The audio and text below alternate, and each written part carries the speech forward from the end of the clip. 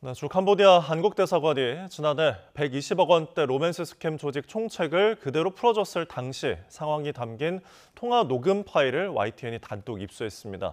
당시 대사관 측은 한국에 있는 수사관에게 총책 강 씨를 현지 경찰에 신고하는 건 모양새가 좋지 않다고도 설명하기도 했습니다. 취재기자 연결해서 자세한 내용 알아보죠.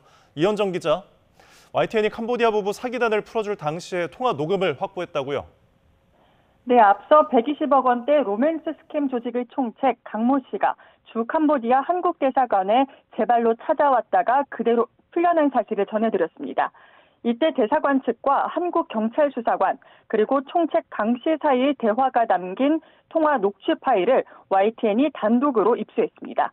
강 씨는 지난해 11월 여권 연장을 위해 대사관을 방문했고 직원은 강 씨에게 적색 수배 사실을 알려준 후 한국에 있는 경찰과 통화를 연결해줬습니다. 이후 한국경찰수사관은 수배 사실을 알려준 이유를 물었는데 돌아온 대답은 그럴 수밖에 없었다는 설명이었습니다. 들어보시겠습니다. 적색 수배 여부는 제가 얘기를 할 수밖에 없습니다. 왜냐하면 저희가 여권 발급을 안 해주는 이유에 대해서는 설명 민원인한테 해야 되거든요. 당황한 수사관이 그러면 이제 강 씨가 귀국하지 않고 계속 숨어 있을 수도 있지 않냐고 물었는데요.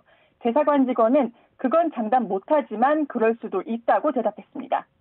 그러면서 민원인 신분으로 찾아온 강 씨를 현재 경찰에 신고하는 건 모양새가 좋지 않고 부담스럽다며 자신들이 더 취할 수 있는 조치는 자수 권유 말고는 없다고 설명했습니다.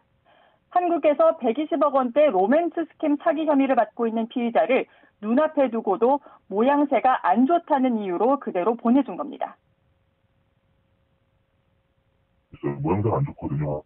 자기 제발로 들어온 민원인을 대사관에서 경찰 형사가 전에 잡아가라? 이거는 조금 좀 부담스럽습니다. 결국 당시 대사관은 강 씨의 여권을 더 이상 쓰지 못하게 만든 것 외에는 별다른 조치를 하지 않았던 것으로 파악됐습니다. 네, 당시 통화 녹취에는 조직 총책이 핑계를 대면서 시간을 끄는 정황도 담겼다고요. 네, 대사관에 찾아왔던 강 씨는 적색 수배가 내려진 사실을 모르고 있었던 것으로 보입니다. 천연덕스럽게 자신은 아버지와 선교 활동을 위해 캄보디아에 온 거라고 주장했습니다. 자신이 피싱 범죄에 연루됐다는 경찰 말에는 친구에게 본인과 아내의 명의를 빌려줬다가 문제가 생긴 것 같다며 핑계를 대기도 했습니다. 들어보시겠습니다. 제가 친구 중에서 명의를 좀 빌려달라 해서 명의를 저랑 와이프 명의를 빌려준 적은 있거든요.